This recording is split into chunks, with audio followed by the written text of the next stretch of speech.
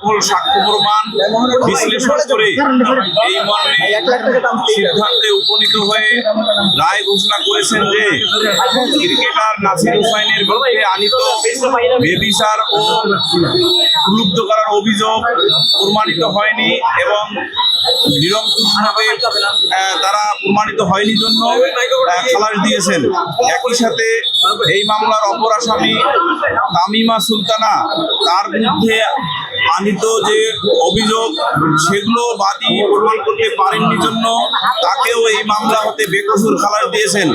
এ থেকে প্রমাণিত হয় যে ক্রিকেটার নাসির হুসাইন এবং তামিমা সুলতানা তারা যথাযথভাবে তালাক প্রদান করে এবং বৈধভাবে ইসলামিক শরীয়ত মোতাবেক বিবাহ করেছেন।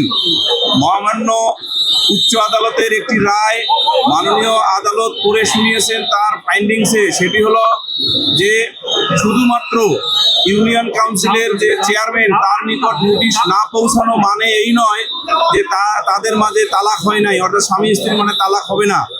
এটা উচ্চ আদালত অর্থাৎ আপিল বিভাগ ওই রায়ে বলেছেন যে স্বামী স্ত্রীর মধ্যে কন্ডাক্টটাই হলো আসল, অর্থাৎ আচরণটাই হলো আসল।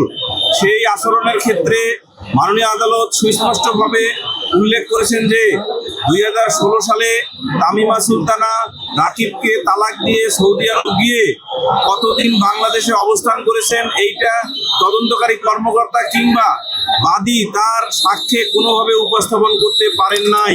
ফলে এই মামলায় ক্রিকেটার নাসির হুসাইন এবং তামিমা সুলতানা বেকসুরভাবে খালাসপ্রাপ্ত হয়েছেন এবং তারা ন্যায় বিচার পেয়েছে।